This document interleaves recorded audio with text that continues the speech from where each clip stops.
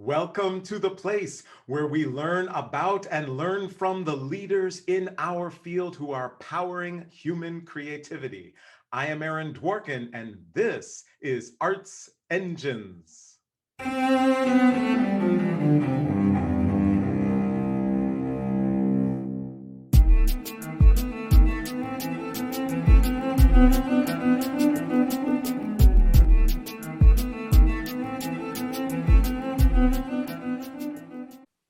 Thanks again for joining me here on Arts Engines. Today's guest is Howard Herring, who serves as president and CEO of the New World Symphony. Howard, welcome to the show. Great to be here, Aaron. I'm so glad to be back and ready to talk. Yes. So, and of course, there are so many ideas and innovations and trends that emanate from New World that, we could spend 10 shows just on things that are happening there. So, but I thought I would kind of even just delve right in. One of those kind of hallmarks of New World has been the Wallcast. And I have my own very, very fond memories with Sphinx's partnership and being there and seeing, and for the very first time in my life being like, I wonder if I'd prefer to be outside of the hall for this concert and out on the lawn watching this on this incredible wall than actually in the hall. So first, just for any of our audience who may not know, could you just kind of share with us the quick overview of what is the Wallcast? You bet. I'm going to give you a very fast history. When the New World Symphony opened 33 years ago, Ted Arison, who was the philanthropic founder along with Michael Tilson Thomas, Ted said, I think we should put a screen over the lobby entrance door. And so a relatively small television screen and two tiny little speakers, it was hilarious, were installed. So if you were walking on Lincoln Road, the pedestrian mall that is in front of the Lincoln Theater, you could see that there was an orchestra playing. Later on, with Knight Foundation funding, we put a projection screen on Lincoln Road, set up some chairs, started to simulcast from inside. That was the beginnings of what became the Wallcast.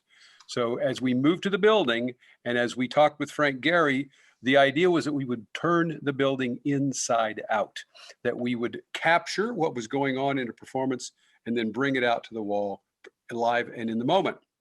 And we were able to do that by installing 10 fixed cameras and having a really elite sound system, an extraordinary sound system, both for capture and for playback. So the Wallcast comes from the idea that we will share this music with as many people as possible. And just as you said before, some people prefer the park. 75% of the Wallcast audience has never purchased a ticket to the New World Symphony. It is a second audience. 750 inside, 2,000 outside. Wow. So, and I think that's really key, right? So, because obviously we have a lot of fellow, administrative leaders in the field who are watching, right? And oftentimes what we might hear are either the arguments of, why would we do that? It's going to draw our audience out. We're going to sell less tickets, or people will be out here. Or the other, which is, it's going to, dilute all what we're about is that live experience. And now coming out of COVID, we can finally get back into why on earth would we do something outside? What did you hear those types of kind of, hesitance, and what was your response to it? So you're in the middle of the subject. Very good question. So in the early days, we wondered those very things. Are we going to diminish our inside audience? That did not happen. And people actually made choices. But what we also learned from a lot of survey and anecdotal just conversations as I walk through the park, I'm always talking with our audience. They will tell you that they are having transformative experiences. It's still in a communal setting. I mean, the magic of making music in a concert hall is that you get these individual transformations, but in a communal setting. That communal setting is outside now, and it just happens to be with 2,000 people instead of 750, and they are loving it. It's more informal. I actually wonder, I can't prove this, I wonder if the quality of the sight and sound in contrast to the informal setting of outside makes it even more dramatic or even more powerful. Can't prove it, but that's one of my theories.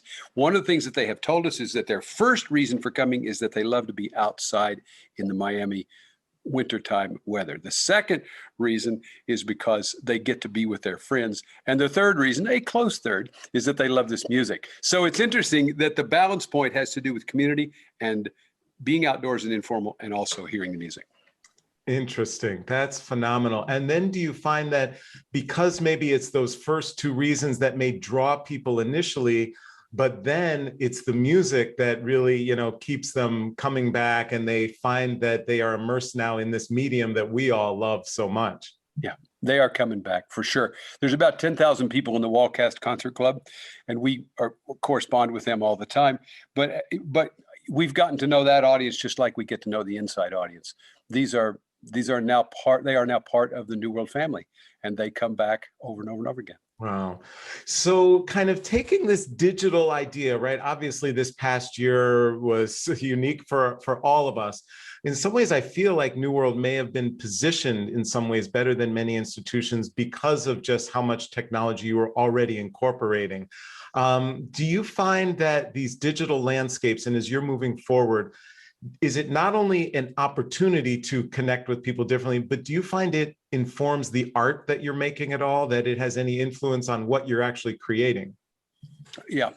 Well, if you read Marshall McLuhan, he will tell you that the medium is the massage, is the message. And in fact, it is. What you would do in a normal concert setting is not what you will do, what we will do online, what we are doing online. And we are trying to understand how you contextualize, and if most important, how you personalize these musical statements.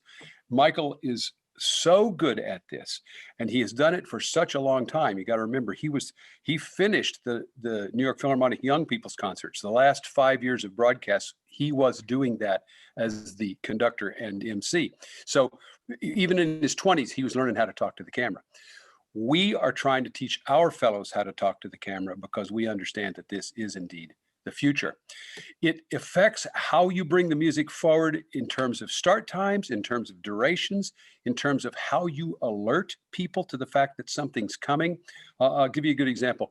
One of our percussion players, Marcelina Sohochka, did a percussion recital, 1 hour percussion recital a month ago. She had 2,000 people who tuned in. She did it all herself. She went out she set up her network, and she just kept informing, and 2,000 people tuned in. So there's a lot that can be done, but it has to be personal. It has to be very much of the medium. You can't just play in front of a camera, and the contextualization makes a lot of difference.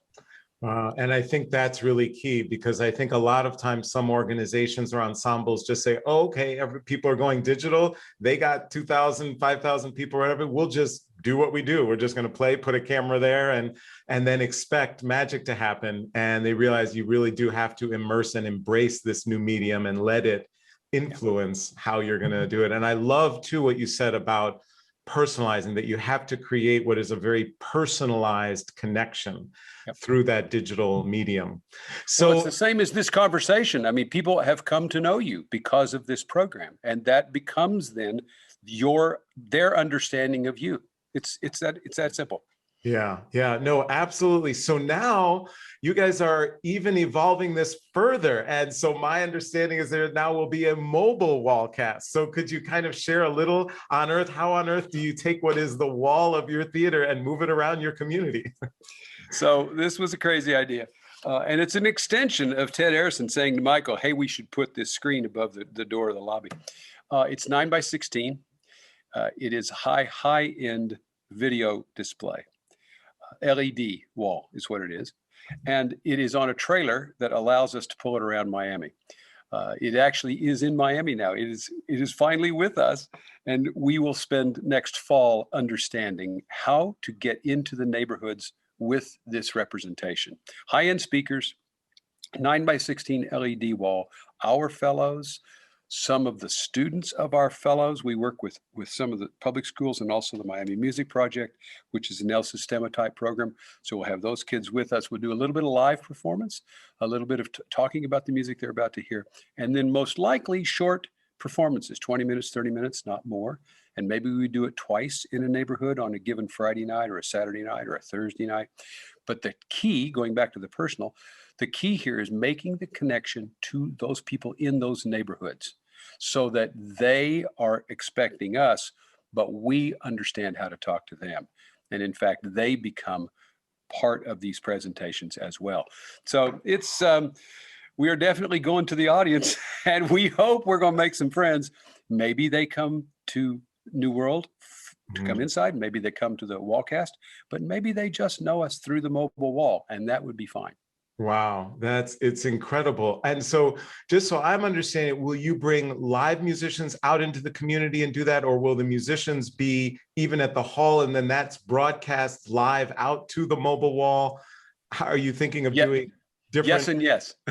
Yes and yes. So there we will have our own players. The fellows will be with the wall in person.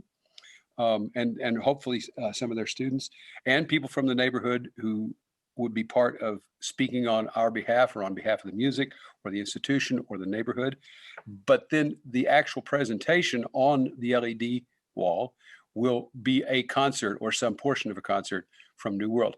In the early days, we will do it as a rebroadcast. It's an encore Wallcast, if you will. When we get good, we will do it live. Awesome. Give us some time. It's just extraordinary, and I think ultimately could be replicated in different ways that fit for each community, but in other communities around the country. I just think it's really just a powerful, using this technology to connect more authentically and to a greater extent with your community. It's really awesome. So unfortunately, we're just about out of time, but I'm curious your own administrative leadership style, right? A lot of people tune into the show because they're looking for best practices and things, lessons learned from other leading arts administrators. And just wondering, as you think about this past year, was there kind of a greatest challenge that you thought, wow, as an administrator, oh my gosh, like this is a rough one, and that either you were able to figure out and kind of solve or bring certain skill sets to solve, or that you feel, well, you know what, that was tough, lessons learned, and now I think about this in the future. Any kind of aspect of that type of administrative leadership you could share with us? Absolutely. Isolation is the first word that comes to mind.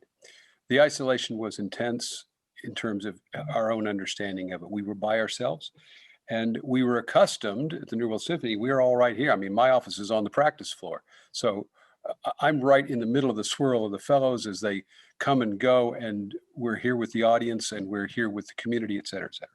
But we were isolated. And what I discovered was that the trick was to listen actively, because people were so far away from each other. You had to draw them out to get them back inside the familial conversations that are part of the New World culture. And it was a challenge. I had to stop and listen. Wow. That's my answer. Wow. I don't want to do it again, by the way. Right. I hear you. I hear you on that. Well, Howard Herring, you truly are one of the arts engines who is powering human creativity in our field. Thank you so much for joining us on the show. Thank you, Aaron, for doing this. This is important stuff. Thank you.